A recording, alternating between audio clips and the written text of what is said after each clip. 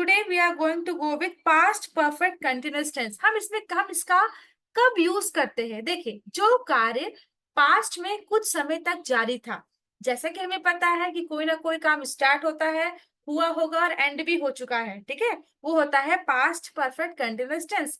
लेकिन जो कार्य पास्ट में कुछ समय तक जारी था, समय तक, जैसे 2 घंटे से, सुबह से, 2006 से, ये टाइम, यहाँ पर टाइम कहीं ना कहीं दिया रहता है, ठीक है।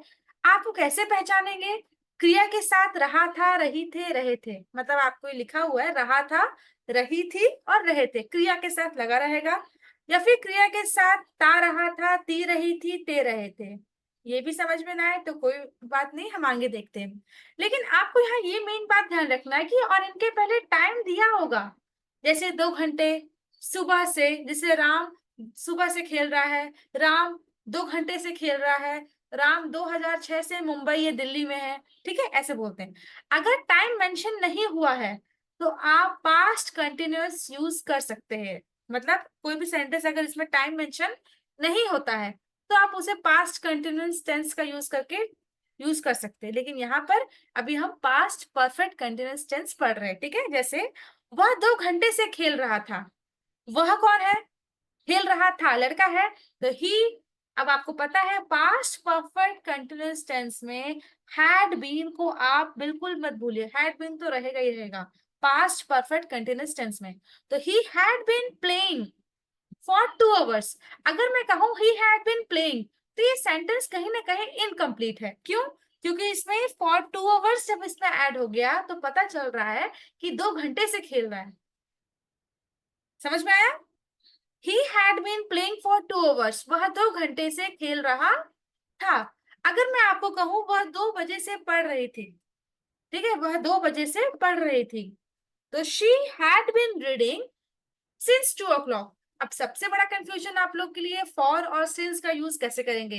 क्या आप लोग को क्लियर है कि आप लोग को पढ़ना है कि फॉर का यूज कैसे करेंगे, कहाँ करेंगे, सिंस का यूज कैसे करेंगे और कहाँ करेंगे? किसी को डाउट है अभी? एक बार हमने एक सेशन में क्लियर किया था, बट फिर भी अगर जानना चाहते हैं, दोबारा पढ़ना चाहते हैं तो आपके लिए बेनिफिशियल रहेगा, ठीक है। सिंस और फॉर का यूज कहाँ करते हैं और कैसे करते हैं? देखिए, फॉर और सिंस बिल्कुल ध्यान से सुनिएगा। फॉर जो होता है अनसर्टेन या पीरियड ऑफ टाइम के लिए यूज होता है, मतलब अनिश्चित समय या समय की अवधि के लिए। जैसे for 2 hours, for 5 hours, for few days, for 4 days, for 2 month, for 1 year, for a long time, for 1 week. लेकिन सिंस का यूज जो होता है बिल्कुल निश्चित समय के लिए होता है।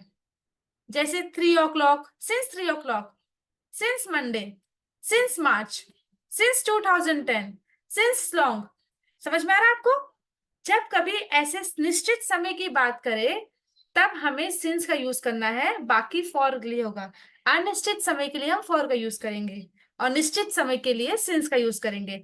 आप एक बार देख लीजिए, फिर आगे जब हम जितना अच्छा प्रैक्टिस करेंगे उतना आपका रिवीजन अच्छे से होगा, ठीक है।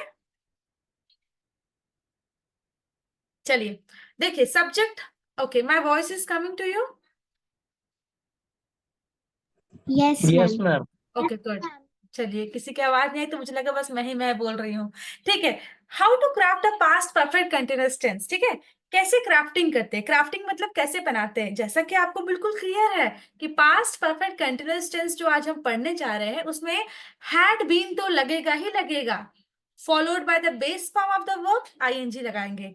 अगर पॉजिटिव सेंटेंस है तो सब्जेक्ट हैड बीन, वर्ब का आईएनजी फॉर्म में और ऑब्जेक्ट, जैसे they had been playing tennis. अगर नेगेटिव होगा तो हैड नॉट लग जाता है, जिसको हम लोग हैडंट बोलते हैं, ठीक है।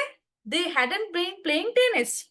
अब अगर आपको इंट्रोगेटिव बनाना है तो हैड कहेगा कि मेरा है, मैं आगे आऊंगा, तो हैड, फिर सब्जेक्ट आता है, बाकी सब में सब्जेक्ट पहले रहेगा। लेकिन जैसे ही सेंटेंस इंट्रोगेटिव में फॉर्म होगा तो इंट्रोगेटिव में हैड पहले आता है। Had, subject, been. Understood? Had been अलग हो गया, इसमें हैड बीन हमेशा साथ में रहा है, had, hadn't, had not been. लेकिन यहाँ पर हैड, सब्जेक्ट, बीन, वर्ब का आईएनजी फॉर्म और object. This structure is clear to you? एक बार दिमाग में रख लीजिए स्ट्रक्चर, ये आपको आगे भी काम आएगा। सब्जेक्ट हैड बीन, वर्ब का फॉर्म आईएनजी प्लस ऑब्जेक्ट। अगर नेगेटिव बनाएंगे तो हैड नॉट, और अगर इंट्रोगेटिव बनेगा तो had, subject, been, is it clear to you? Yes ma'am. चलिए, जैसे कि मैंने आपको बताया, Yes. पॉजिटिव, अगर आप पॉजिटिव सेंटेंस फॉर्म करेंगे तो आपको हैड बीन तो लगाना पड़ेगा. As you can see the structure, already we have discuss the structure, so I will not again say. Subject had been, verb का आईएनजी फॉर्म और ऑब्जेक्ट. जैसे we had been playing soccer for hours. What is subject here? Subject is we try to communicate with me. What is subject here? Subject is we. After we had been, we had been, verb के first form में ing, play, playing. Okay. soccer, यहाँ 4 hours लिखा है. hours के लिए हम क्या use करेंगे? for. Okay. she had been reading a book all evening. she had been reading a book for, sorry, यहाँ पर ना for लगा है ना since लगा है, लेकिन आपको समझ में आ रहा है कि क्या बोल रहा है all evening? रविंद्र जी बता सकते हैं all evening से आप क्या समझ पा रहे हैं? यस मैम, वो एक टाइम पीरियड दिया है ना कि सारी शाम खेलता रहा, हाँ, all तो evening. मतलब उसने शायद 3-4 घंटे खेले होंगे, जब पूरी शाम जैसे खेलते, मैं पूरी खेलता सुबह था बचपन खेलते. में। अच्छा, आप भी खेलते थे. ठीक है. She had been reading a book all evening. जब all evening, all morning, all night ऐसे आएगा तो आप यूज कर सकते हैं. ठीक है. जैसे they had been means watching. Whole evening. हाँ, होल इवनिंग जैसे हम बोल सकते हैं. हाँ, वेरी होल गुड. इवनिंग। चलिए, जैसे लिखा है यहाँ पर, they had been watching movies all night. वे पूरी रात फिल्में देख रहे थे. ओके. अब यहाँ पर आपको क्लियर है, सब्जेक्ट है, हैड बीन है, आईएनजी फॉर्म में है और ऑब्जेक्ट है. Jaivika, right. He had been writing his novel for years. Novel को क्या बोलते हैं? ही हैड उपन्यास. राइटिंग चलिए ट्राई करिए. नॉवेल। आपको पता है. हाँ, देखो, ऑल नाइट ऊपर देखिए, ऑल नाइट मतलब वे पूरी रात, वे पूरी रात. ठीक है. हाँ. अब यहाँ पर he had been writing his novel for years. For years. He कौन है? लड़का. वह वह वह वह सालों से, फॉर ईयर है ना, सालों से. एक नॉवेल नॉवेल लिख रहा है। Very good. नॉवल चलेगा क्योंकि हमको हिंदी नहीं, हमको इंग्लिश सीखने के लिए आया है. ठीक है. तो आप नॉवल बोलिए. हिंदी में वैसे उपन्यास बोलते हैं. ठीक है. तो वह सालों से अपना उपन्यास था.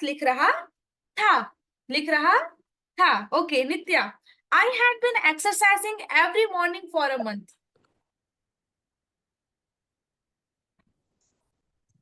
मैम, पूरी देखिए, फॉर अ मंथ मैं मतलब एक एक महीने महीने से. हाँ. से। हाँ, वेरी गुड. मैं एक महीने से.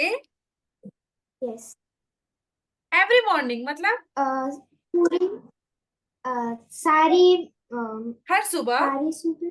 हर सुबह. हर सुबह, हाँ। हाँ, हर सुबह एक्सरसाइज एक्सरसाइज कर रहा कर रहा था। था. Very good. मैं एक महीने से हर सुबह व्यायाम, एक्सरसाइज कर रहा था.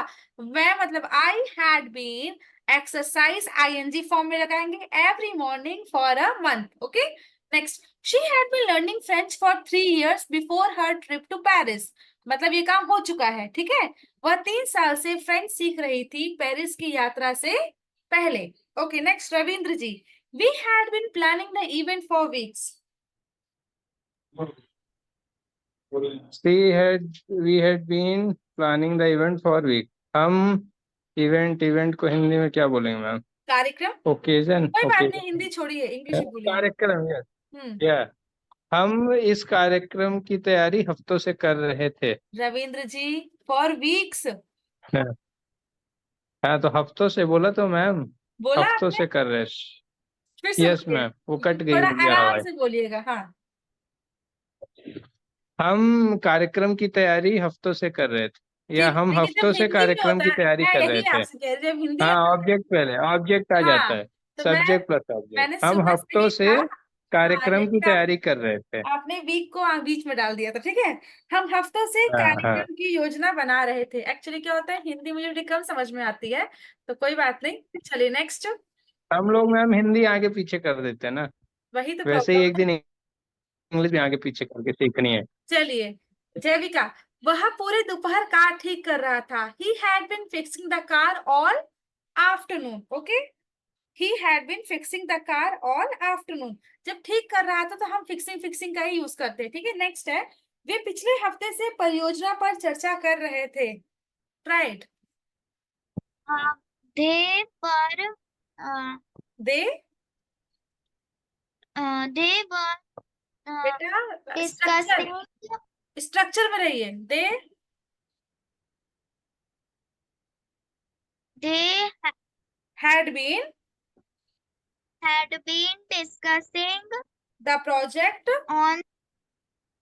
on the project for weeks for past few weeks. चलिए, ये आपका भी क्लियर करना है सेंस ऑफ फॉर का यूज कैसे करना है। ठीक है, एक बार देखिएगा पूरा ये पीडीएफ, लेकिन पीडीएफ आपको आज नहीं जाएगा, 2 से 3 दिन बाद जाएगा जब ये कंप्लीट होगा। ठीक है, वह घंटों से केक बना रही थी। She had been baking cakes for hours. She had been, she subject है, had been baking cakes for hours. मैं 1 घंटे से अधिक समय से ट्रेन का इंतजार कर रहा था। मुझे याद आया कि मुझे भी स्टेशन जाना है रिसीव करने अभी। चलिए कोई बात नहीं। Who will write? Amreen ji, where are you? Right. मैं 1 घंटे से अधिक समय से ट्रेन का इंतजार कर रहा था। I had been waiting for train since 1 hour. For, अब देखिए कितने घंटे से, 1 घंटे से आगे ना, तो यहाँ पर क्या आएगा? Over an hour. ठीक है, ओवर एन आवर मतलब I had been waiting for the train over an hour. जैसे कि मैंने आपको बताया कि मेरे भी फैमिली वाले आ रहे हैं, मुझे भी रिसीव करने जाना है अभी स्टेशन। कोई बात नहीं। चलिए नेक्स्ट, वह कई दिनों से घर पेंट कर रहा था। Who will write? Ravindra ji, वह कई दिनों से घर पेंट कर रहा था।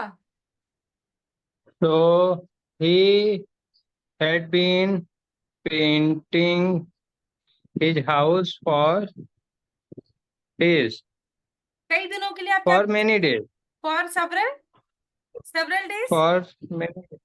Yes, ma'am. For several days, for वैसे many मैनी days. का भी यूज करते हैं लोग, कई लोग, बस सेवरल का भी यूज आप कर सकते हैं। ठीक है, चलिए Several ज्यादा अच्छा है मैम। Yes. सेवरल थोड़ा अच्छा लगता है, सेवरल का यूज कर सकते हैं। ठीक है, for many days, for several days. चलिए again we will wind up now. ठीक है, हम कल स्टार्ट करेंगे। हम